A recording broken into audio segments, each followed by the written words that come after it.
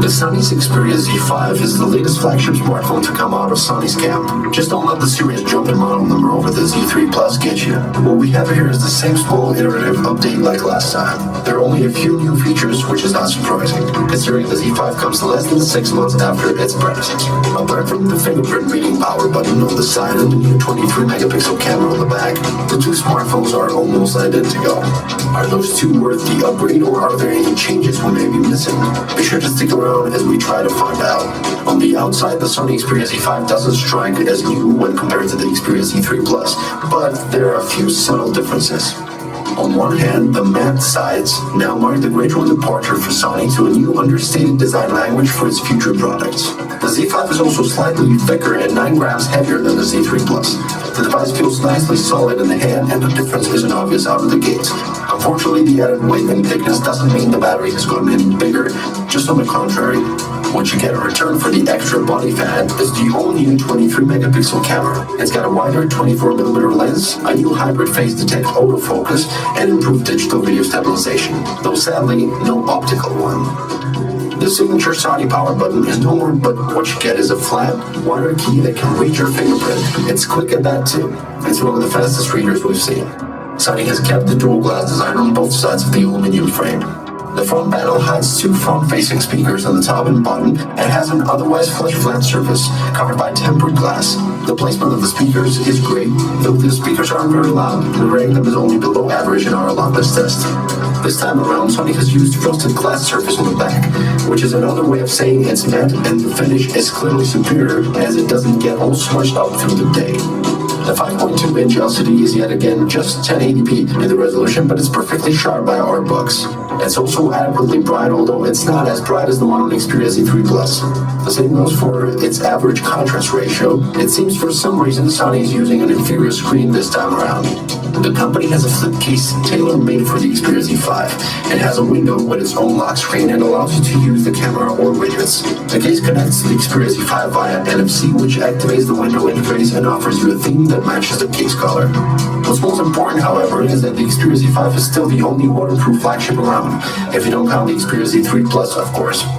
The Xperia Z5 launches with Android Lollipop, or rather Sony's take on it. The software is clean and very close to the stock aesthetic, but Sony has mixed in its multimedia apps like Movies, Walkman, and Album, and its Xperia-themed widgets.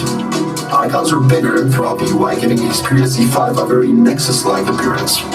Once you get to your recent apps, you'll see Sony's small apps which can run on top of the interface but are not resizable and cannot be turned off. Sony's flagship Z5 comes with the latest revision of the Snapdragon 810 chipset, and our unscientific observations suggest it runs cooler compared to the Z3 Plus. The 3GB of RAM sure add to the buttery smooth performance too. In CPU tests, the new Xperia Z5 mostly came out on top of its predecessor, but generally failed to knock out the Samsung's Galaxy S6 and Note 5, and the Apple iPhone 6s Duo of their top spots. The graphics performance, however, seems to be better than on the Galaxy smartphones, probably due to the lower screen resolution that it has to deliver. Sony is not the first phone maker to reduce the battery capacity on its latest flagship. Fortunately, the Z5 battery life hasn't suffered. For all we know, the Sony Xperia Z5 even outperformed its predecessor in sub-hour battery tests and earned itself a higher endurance rating. It's been a while since we've seen upgrades in the camera department of Xperia phones. The Xperia Z5 comes with a new multi-aspect sensor, which can churn out high-res photos in both 4:3 and 16:9 aspect ratios. So are the photos any better? Well, yes and no. The resolve detail is higher from the newer camera, and quite noticeably so. Even with the wider lens, the camera is able to capture more fine detail. Even though its performance is a mixed bag, one thing's for sure, there's not a single aspect where the new camera is worse than the one on the Z3 Plus. There's still a lot of digital noise in the shadows, even in broad daylight, and it's even worse in low light. There's also a lot of sharpening going on. There's also some smudging in random spots across some photos, which doesn't affect every photo, but you never know when and where it's going to strike. And finally, the image quality dips severely around the image borders, suggesting the camera lens is less than stellar. On the positive side, the camera lens is extremely wide at 24mm, and that allows you to fit more in the frame easily. It's also among the select few camera phones which can shoot in a non-native 16:9 aspect ratio without cropping away a third of the sensor information. As for video recording, screening, it comes at 4K resolution, just as before, but it's quite shaky. Other than that, 4K videos are very good, just as expected. At 1080p, you get the help of improved digital video stabilization. The selfie camera can snap 5 megapixel images that offer good detail overall and is wide enough without being insanely wide. Where the front-facing camera is lacking is color rendering. Quite often, skin tones and dark objects come out with an unflattering magenta tint.